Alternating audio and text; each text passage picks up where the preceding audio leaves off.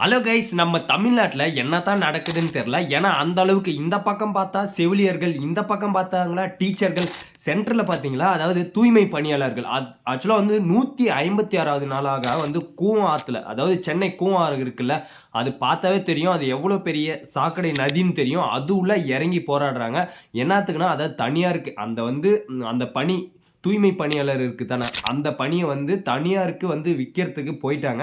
அதை எதிர்த்து இவங்க வந்து போராடுறாங்க. கிட்டத்தட்ட 156 நாள்.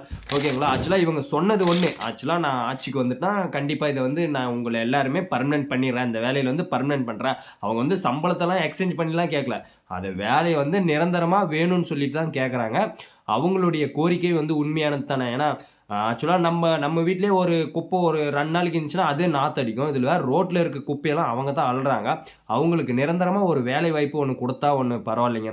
ஏன்னா கிட்டத்தட்ட ஒரு நாள் இல்லை, கிட்டத்தட்ட கொட்டுற அதாவது மழை பெய்யுது அந்த மேலேயும் போராட்டம் பண்ணுறாங்க. இதுக்கு வந்து நிறைய பேர் சப்போர்ட் பண்ணுறாங்க.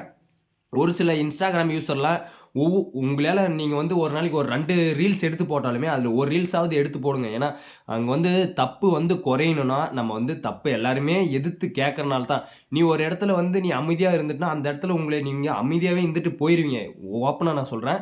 ஒரு இடத்துல நீங்கள் யாரோ ஒருத்தர் தப்பு பண்ணுறாங்களா, அந்த தப்பை வந்து நீங்கள் சொல்லி காட்டினா தான் அந்த தப்பு வந்து குறையும். நீ பாட்டுக்கு நமக்கு என்னடா அவன் என்னடா தப்பு பண்ணுறான் நம்ம போயிட்டே இருக்கலாம்னு சொல்லிட்டு போயிட்டே இருந்தாங்கன்னா அது எல்லாம் அப்படியே தான் போயிட்டே இருக்கும். அந்த தப்பு நடந்துகிட்டே தான் இருக்கும். இங்கே ஒரு நல்ல தலைவனுக்கு அழகு என்ன தெரியுமா? ஆக்சுவலாக வந்து நம்ம சொல்கிற வார்த்தையை காப்பாற்றுறது தான்.